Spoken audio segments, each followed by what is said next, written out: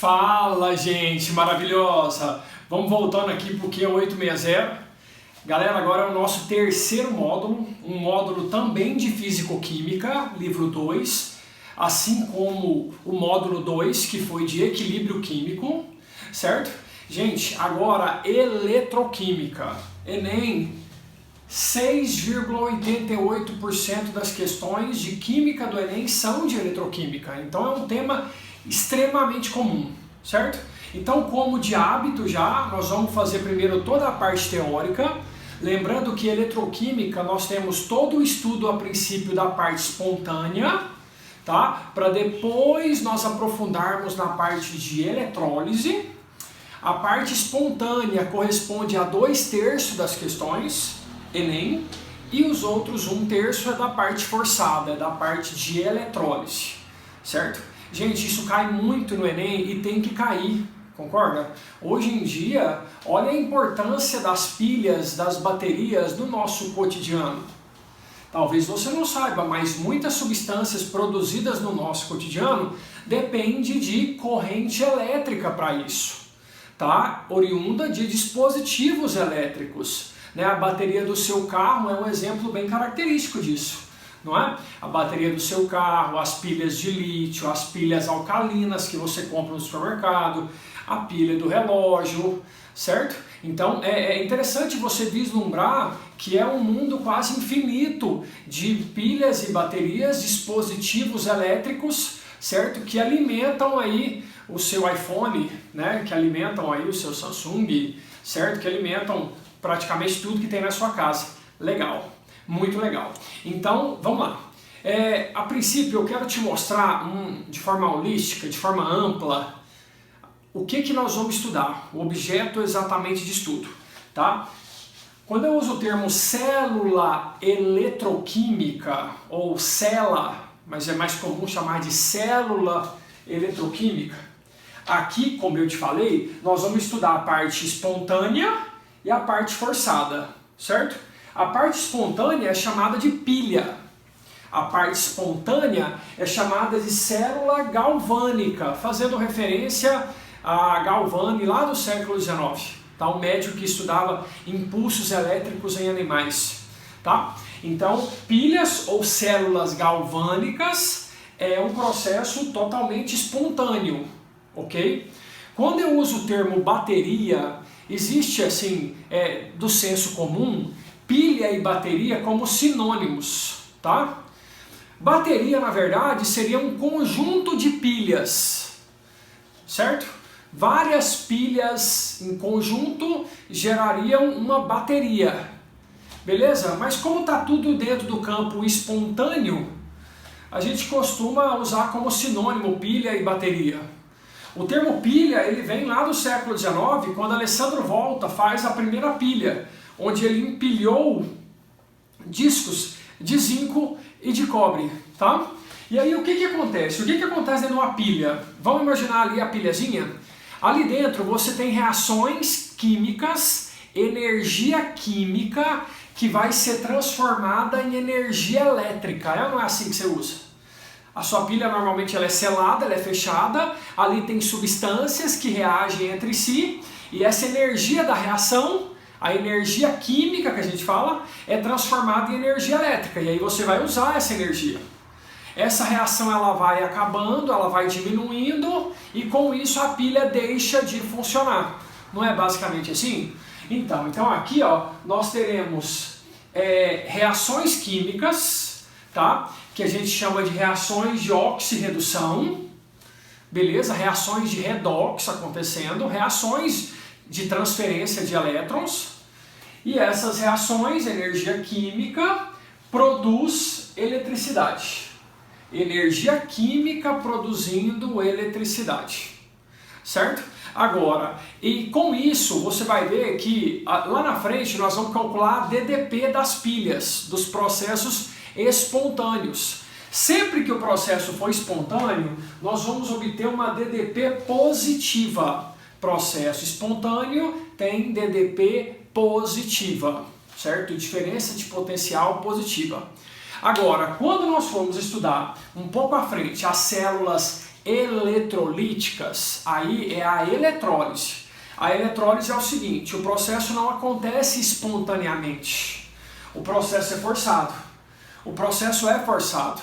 A reação, ela não acontece naturalmente, entendeu? Ali os componentes, eles não reagiriam de forma natural.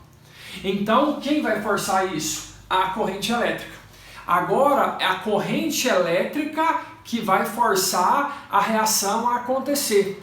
É o contrário de cima, gente. Aqui em cima, a reação química produz energia elétrica, certo?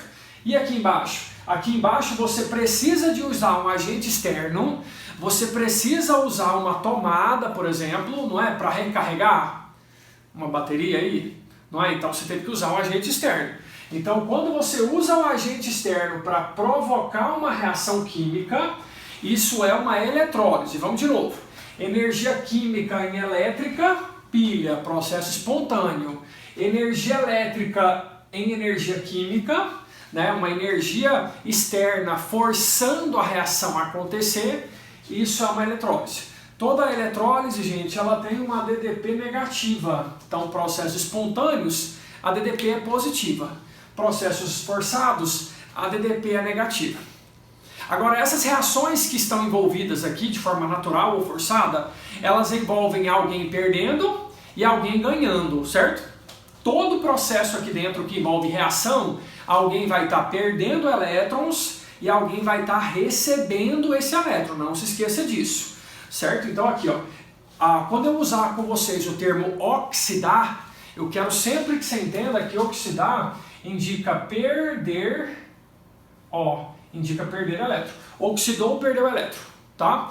E quando a espécie perde elétron, ela aumenta a carga, ela aumenta o NOx, ela aumenta a carga. NOx é o termo dado para número de oxidação, para carga. Então, opa! Esquece isso não, gente? Opa! Oxidou, perdeu elétron, aumentou o NOx. Falei tudo? Beleza? Não se esqueça disso. Agora, a espécie que reduz é a espécie que recebe. Olha lá. A espécie que reduz é a espécie que vai receber elétrons. Recebe elétron. Se ela recebe elétrons, o que vai acontecer com a carga? Diminuir. Então, diminui a carga. Tudo bem, gente? Então, oxidou, perdeu, aumentou. Reduziu, recebeu, diminuiu. Ok? Beleza. Então, toda reação de oxirredução ou de redox são reações que terão variação na carga, ora aumentando para alguns, ora diminuindo para outros. Então a gente usa o termo delta NOx. Delta NOx é justamente toda e qualquer reação que tem variação de carga, entendeu? Quando você vai representar a perda ou representar o recebimento, como é que você faz isso? A gente usa o termo semi-reação. Por que semi? Porque você representa só a perda ou só o ganho, você representa metade do processo, né? Então, quando você quer representar, por exemplo, só a perda de elétrons, o que você pode fazer? Olha só, você pode fazer assim, Vamos imaginar aqui, por exemplo, que o zinco ele vai perder 2 elétrons. Gente, sempre que você quer representar a espécie perdendo elétrons, represente ela no produto, como se o elétron tivesse, como o elétron tivesse saindo, certo? O zinco dessa forma ele é neutro, ele é zero. Oxidar é perder elétrons, é aumentar a carga. Se perdeu 2 elétrons, a carga aumentou em 2 unidades. Então, se ela era 0, foi para 2 mais. Se ela era 0, foi para 2 mais. Então, sempre que a espécie perde elétron, o que vai acontecer? A carga vai aumentar. Não esquece disso. Tudo bem? Agora, e se a gente fosse representar uma redução? Reduzir é receber. Então, por exemplo, imagina que você tivesse o cobre e ele fosse 2 mais. Fosse o cátion cobre. Cobre 2. Aí aqui vamos representar que ele vai receber 2 elétrons. Vamos lá, tio John, como é que é isso? Gente, sempre quando vai receber elétrons, os elétrons virão no reagente, como se estivesse entrando mesmo, tá? E aí, na redução, o NOx, ele diminui, a carga, ela diminui, certo? Então, se ele era 2, ao ganhar 2 elétrons, ele foi a 0, beleza? Então, sempre na oxidação, os elétrons virão no produto e na redução, os elétrons virão no reagente. Na oxidação aumenta a carga e na redução diminui a carga. Aí, caso ele queira representar a equação soma, o que você faz?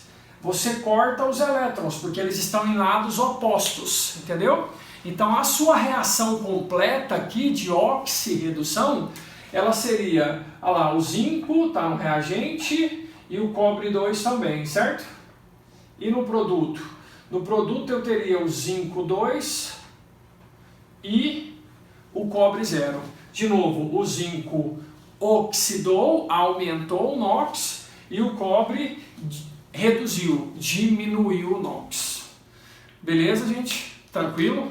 Entendeu esse primeiro contexto? Então, sempre que eu estiver falando aqui em reações, independentemente dela ser espontânea ou dela ser forçada, oxidar é perder, reduzir é receber. Não pode esquecer disso. Tudo bem? Até a segunda aula do módulo 3. Valeu, obrigado, gente. Até mais. Tchau!